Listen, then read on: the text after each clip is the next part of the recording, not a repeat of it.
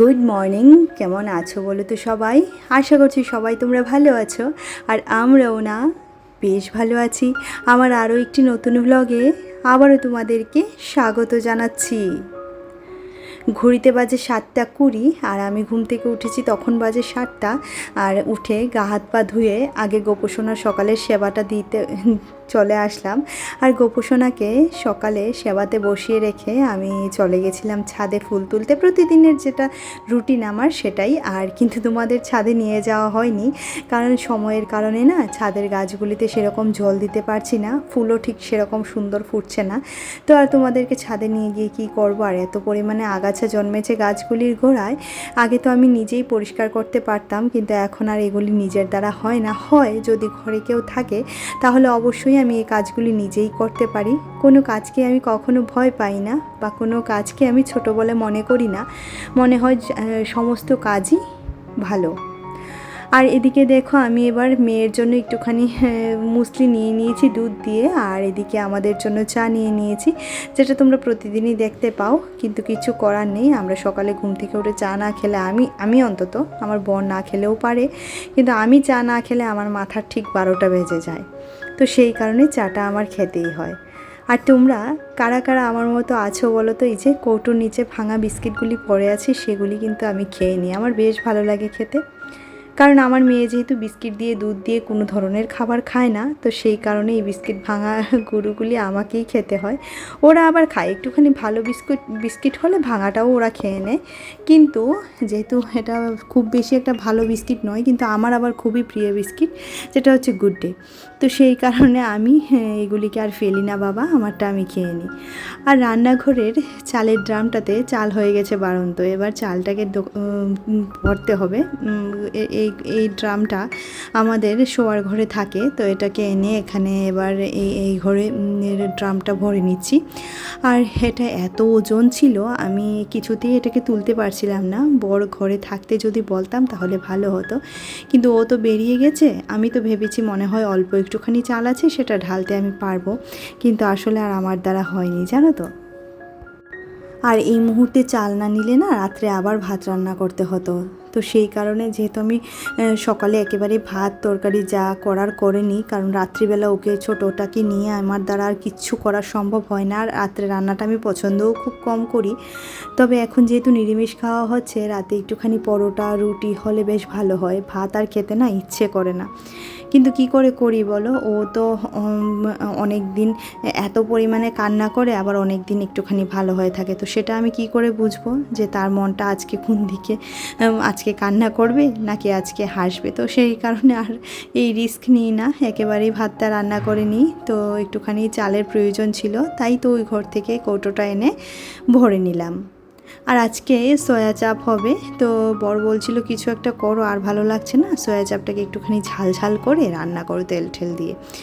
আর নিরামিষ রান্নাতে দেখবে একটুখানি তেলের পরিমাণটা বেশিই লাগে, তাই না? তো এখানে আমি মশলা করতে চলে এসেছি। এলাচ দারচিনি নিয়েছি, তার সাথে জিরের গুঁড়ো নিয়েছি, আদা নিয়েছি এবং কাঁচা লঙ্কা নিয়েছি। এবার ভালো করে এটাকে মিক্সিতে একটুখানি ঘুরিয়ে নেব।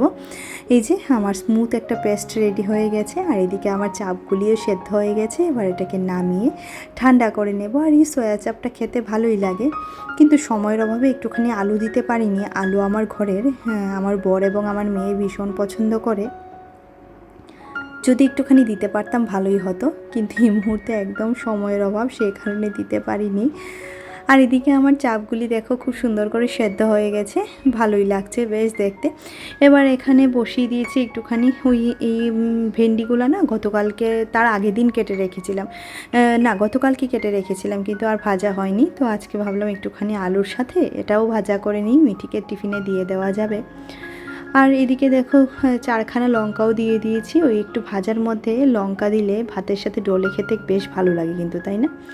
তো এদিকে চাপগুলিকে বের করে নিয়েছি, এবার ভালো করে এগুলিকে কেটে ভেজে তারপর রান্নাটা করব। আর এটা পেঁয়াজ রসুন দিয়ে রান্না করলেও ভালো লাগে, কিন্তু নিরামিষও সেরকম খুব একটা যে খারাপ লাগে বলবো তা নয়, ভালোই লাগে। আমার তো ভালোই লাগে নিরামিষ রান্না খেতে।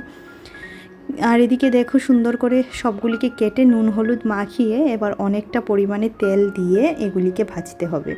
তেল কম দিলে হবে না, কারণ নিরামিষ রান্নাতে প্রচুর পরিমাণে তেল লাগে। তেলের কথা বলাতে একটা কথা খুব মনে পড়লো, জানো তো, আমার সংসারে না, মানে আমি, মিঠির পাপা এবং মিঠি, আমাদের এই তিনজনের সংসারে আমি যাই রান্না করি, যাই কিছু করি না কেন, তা সব কিছুই খারাপ। সেটা মানে আমারই আশেপাশের কিছু লোকজনের সেরকম অভিব্যক্তি। কিন্তু তাদের অভিব্যক্তি হলে কি হবে বলো? আমার ঘরে একজন মিঠির বাবা আছে, আমার ঘরে মহিলা মানুষ যা কিছু দিয়েই খেয়ে নেওয়া যায়, কিন্তু পুরুষ লোককে তুমি সমস্ত কিছু না খাইয়ে দিতে পারবে না। আমি যদি ওর জায়গাতে হতাম, আমি একটা আলু সিদ্ধ ভাত খেয়ে থাকতে পারতাম, কিন্তু ও কখনোই আলু সিদ্ধ ভাত খেয়ে থাকতে পারবে না। সারাদিন একটা লোক এতটাই পরিশ্রম করে, তাকে যদি খাওয়ার সময় ওই শুধু সেদ্ধ ভাত গিলাই, তাহলে হবে না, তাই না? তো সেই কারণে আমি কারোর কথা গায়েও নিই না, কোনো কিছুকে তোয়াক্কাও করি না, কারণ আমি জানি আমার যেই যতটুকু যা খাবার জোটাচ্ছেন তিনি হচ্ছেন আমার ভগবান। তো ভগবান যেদিন চাইবে, যতদিন চাইবে আমি খাবো, আর ভগবান যেদিন থেকে আমার খাবারটা বন্ধ করে দেবেন, সেদিন আমার বাবারও সাধ্য নেই আমাকে খাওয়াতে। তো সেই কারণে না আমি কারোর কথায় কোনো কিছুতে কান দিই না, কারণ এরকম আমার কাছে অনেক কথা আসে যে আমার নাকি সংসারে খরচ বেশি, আমার সংসারে এটা বেশি, আমার সংসারে ওটা বেশি। দেখো, সংসারে খরচ জানি না কার কেমন, কারণ আমি তো আর কারোর সংসারে গিয়ে দেখি না কার সংসারে কেমন খরচ। তবে যিনি বলেছেন তিনি হয়তো বা আমার সংসারের দিকে শকুনের দৃষ্টি দিয়ে রেখেছেন, সেই কারণেই এরকম কথাটা মুখ থেকে বেরোয়। আর এদিকে দেখো, আমি কিন্তু এবার আমার চাপটা কিন্তু রান্না হয়ে গেছে, মশলাপাতি দিয়ে একদম সুন্দর করে রান্না করেছি, কারণ এই একখানা তরকারি দিয়ে মিঠির পাপা দুপুরেও খাবেন এবং রাতেও খাবে।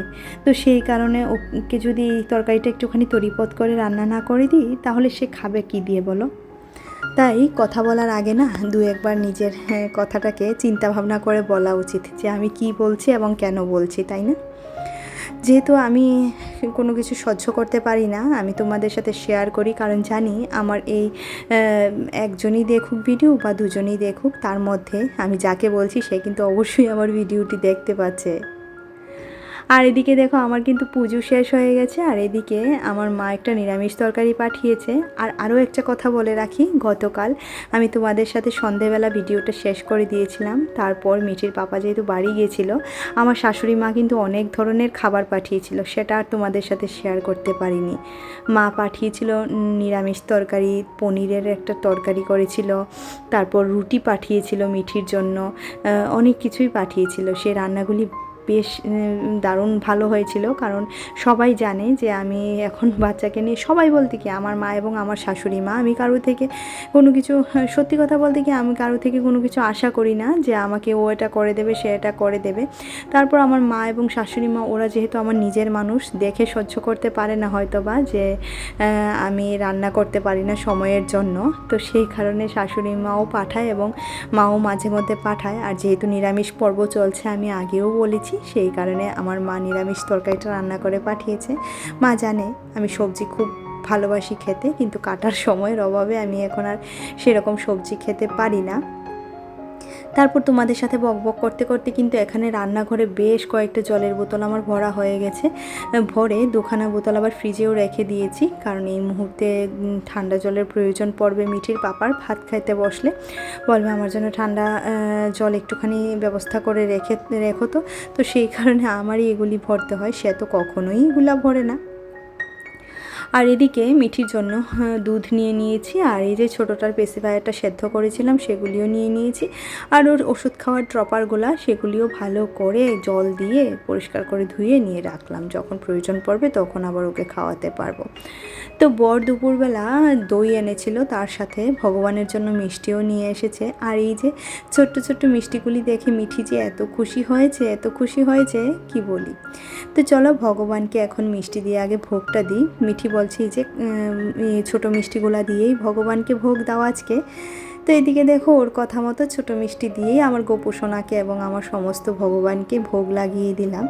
আর তোমরা অনেকেই আমার এই ঠাকুরের জায়গাটা ভীষণ ভীষণ পছন্দ করো, সত্যি কথা বলতে কি বলো তো, আমিও পছন্দ করি।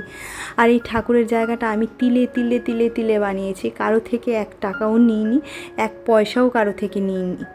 শুধু মিঠির পাপা আমাকে যা টুকিটাকি মাঝে মধ্যে হাত খরচা দেয় বা এটা ওটা সেটা করে, আমার কীরকম করে কী জানি হয়ে যায়। তারপর মিঠি তিথি জন্মদিনের পাওয়া টাকা দিয়ে আমার এই সিংহাসনটাকে না অনেক গল্প আছে, তোমাদের সাথে একদিন সবটাই শেয়ার করব যদি তোমরা জানতে চাও। তো এদিকে দেখো আমার পুজো হয়ে গেছে এবং মিষ্টিগুলিকে খুব সুন্দর করে কৌটোতে গুছিয়ে রাখলাম, কারণ এভাবে তো রাখা যাবে না, মিষ্টিগুলো নষ্ট হয়ে যাওয়ার ভয় থাকে। আর আমি যেহেতু আমার গোপাল সোনাকে প্রতিদিন রাত্রিবেলা শয়ন দিই এবং সকালে ঘুম থেকে তুলি, তো সেই কারণে আমার এখানে পুজো দিতে অনেকটাই সময় লাগে। আর আমার ছোটো মা এখন কি করছে বলো তো, আমার সাথে শুয়ে আছে, নিচেই রেখেছি ওকে, কারণ ও এখন একটুখানি উপর হতে শিখেছে তো। আর বিছানায় থাকলে সে আমাকে দেখতে পায় না, তার অনেকটাই অসুবিধে হয় বিছানায় পড়ে থাকতে। তো সেই কারণে না আমি ওকে নিচে রেখে পুজোর কাজ বলো, ঘর গোছানোর কাজ বলো, সমস্তটা করি। কিছু করার নেই, আমার মা বলে গেছেন যে একা বাচ্চাকে কখনোই রাখিস না, নিচে রেখে দিস, বরঞ্চ পারলে ব্যথা তো আর পাবে না পরে, সে কারণে আমি নিচেই রেখে দিই মার কথা শুনে। আর এদিকে দেখো আমি কিন্তু গোপুসোনাকে শয়ন দিয়ে দিয়েছি এবং ওর মশারিটাও গুজে দিচ্ছি। আমাদের মনে হয় যে ভগবানকে শয়ন দেওয়া এটা ওটা, আসলে কি বলো তো, ভগবান তো কখনো শয়ন যায় না, কারণ ভগবান শুয়ে পড়লে আমাদের পৃথিবী অচল হয়ে যাবে, তাই না? তো এদিকে দেখো আমি ভগবানকে রাতের জলটা দিয়ে দিয়েছি তুলসীপত্র সহযোগে, এবং একটা চকলেটও ওনাকে দিয়ে দিয়েছি, যদি রাত্রে খিদে পায় তাহলে চকলেটটা অন্তত খেতে পারবে, যেহেতু বাচ্চা মানুষ। তো এদিকে দেখো আমি একটা চকলেটের উপরে তুলসী পাতাও দিয়ে দিয়েছি। আর এবার সিংহাসনের পর্দাটাকে টেনে আমার আজকের মতো পুজো শেষ করলাম। আবার দেখা হচ্ছে তোমাদের সাথে আগামীকালকে ভগবানের শয়নের সাথে সাথে তোমাদের সাথেও আজকে বিদায় নিচ্ছি।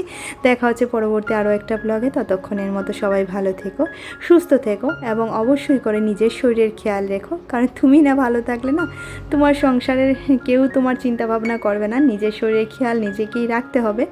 তো সেই কারণে চলো আজকের মতো টাটা, দেখা হচ্ছে পরবর্তী আরও একটা ভিডিওতে। আর যদি ভিডিওতে কিছু ভালো লাগে অবশ্যই আমার চ্যানেলটিকে সাবস্ক্রাইব করে দিও, পাশে থাকা বেল আইকনটিও ক্লিক করে দিও, যাতে করে আমি যখনই ভিডিও আপলোড করি নোটিফিকেশানটা তোমরা পেয়ে যাও। আর অবশ্যই করে ভিডিওটি তোমরা সিন করতে পারো। তো চলো আজকের মতো টাটা, সবাই ভালো থেকো, সুস্থ থেকো, দেখা হচ্ছে পরবর্তী আরও একটা ব্লগে। আর এই মুহূর্তে আমার ছোটো মাও কান্না শুরু করে দিয়েছে, কারণ অনেকটা সময় হয়েছে ভগবানের কাছে আমি এসেছি। তো ভগবান সবাইকে ভালো রেখো, টাটা।